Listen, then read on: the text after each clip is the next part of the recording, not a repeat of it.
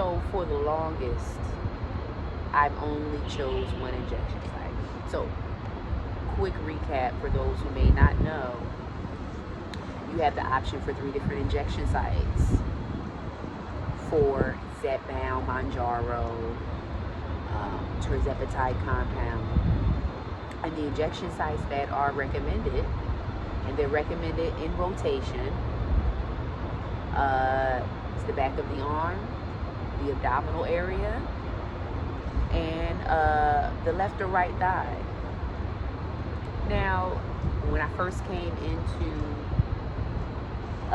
taking Zepbound, and I was just getting a bunch of information from many others who are on the medication, I see that people were just changing the sites, and I didn't really understand it at first, because I'm thinking that it was only one site to particularly focus on, which was the stomach, and that's what I focused on. But I looked deeper into the instructions on Eli Lilly's medication, and it did offer different injection sites. Still at that time, I'm just like, you know what, I'm going to stick to one site only. And it was just my stomach, right? So I'm like, you know what, the stomach does me fine. I really didn't think it was a need to switch. So I will always take it in my abdominal area. I would just rotate the areas, because it is recommended rotate the injection site or rotate the area in general where you are injecting, if it's not on that full body part. Still switch it up, because you'll want to keep injecting in the same spot. So I just got used to injecting in my stomach. Been doing it for what, the 18 weeks or so I've been on a medication. Decided to change. What prompted to change? I was just standing there drinking a cup of hot chamomile tea.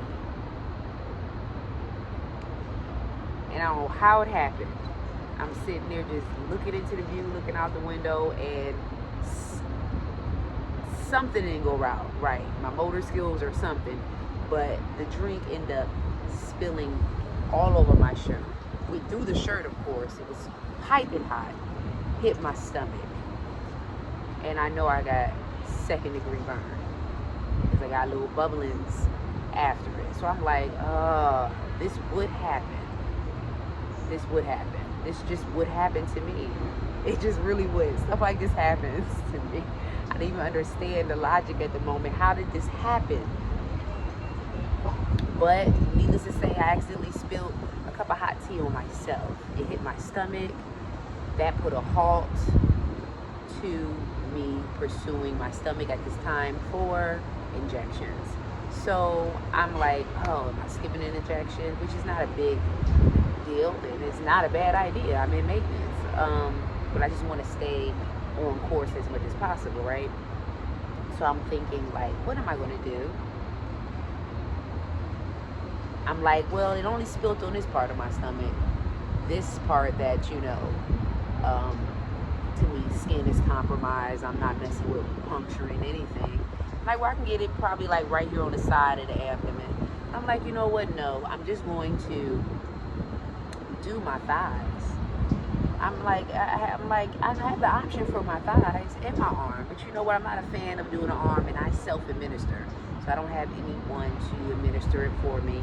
Put it in the back of my arm and all that. I don't want to go through all of that. I just put it on my one of my thighs, and there's enough fat for it,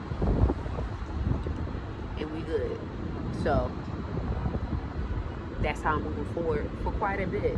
I'm like, you know what, maybe I'll go back to the stomach after I feel, you know, everything has healed or whatnot, or maybe I just might retire the tummy, you know, and just move forward with the legs. I heard some people say that they experience sometimes bruising. I'm hoping that is not the case for me, but so far so good, you know, no bruising, no pain.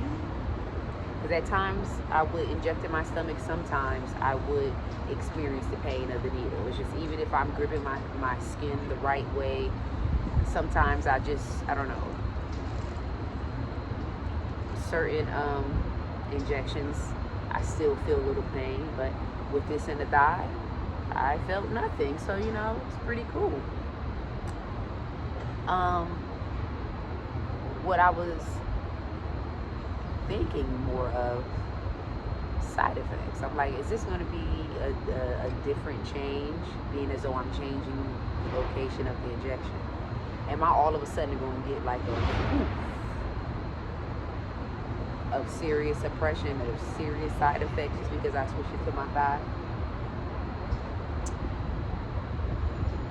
No, so far so good. You know, I'm like, is my suppression going to get stronger? Because usually, you know, first day of the injection, I'm kind of moderate. I'm like, am I going to will I barely be able to eat doing this? But that's not the case, y'all. Everything is all good. Let's get into the prescription refill, okay? Because I am about to refill my prescription with ample, and I'm going to get another dose of 7.5 Tirzepatide, and I'm going to continue moving forward with the split dose, because you guys, the split dose really is effective for me. I didn't think I would get to this smooth stage. You know, I was struggling with dose determining what dose is the right dose for me, okay? Going through the challenges, trial and errors, you know, the trip that turned into a nightmare on 7.5. Check that video out if you have not. But because I found that sweet spot, it's really making maintenance a breeze. And that's what you want. You want maintenance to be a breeze. Yes, I had a setback of gaining 1.2 pounds. So hopefully the next weigh-in, I would have level set out and would be back at 130. If I'm not, if there is a slight surplus beyond 130, or I'm still at 129, I'm not going to beat myself up about it, okay? I'm going to continue to move forward in my regimen and just look forward to the next week to see what the results are. You know, we can't beat ourselves up week after week after week based on the results we did not see or seen. You know, it's happening. We know that we are getting weight loss. We also know that we can maintain loss. But, you know, just like with every day, there are changes. There are changes within your body / weight based on a number of factors. You know, some could be menstrual related. Some can be PMS related. I mean, it's just, the list can go on. But I mean, as long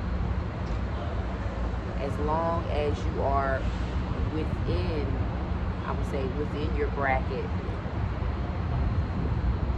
of weight loss, you know, within your range, that's good. Set a range. I wouldn't say just permanently just set the one weight number, although I'm like, you know what, I want to remain at 130. But I have to, you know, be realistic and understand that it may fluctuate from 130 to 135, in between those, between 130 and 135, and I realistically have to accept that, and I do, and understand that this is not a race, especially if you have already, you know, got where you needed to go. Just maintain it. It's, the maintenance phase is definitely not a race.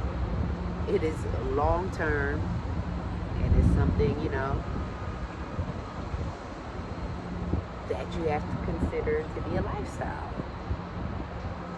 And within a lifestyle, there are variations. So if I go to 132 or 133, 109, as long as I stay within my range, I'm cool. I'm cool beans. You feel me? So, where do you guys choose to inject your GLP-1 medication? Are you a stomach person? Are you an arm person? Or are you a thigh person? I have heard of people injecting in other areas, of which I do not recommend. I wouldn't recommend injecting in other areas, but the recommended areas that was listed on the GLP-1 medication. But you know, people like to do their own thing. People like to experiment on themselves. They like to create new ideas and stuff like that.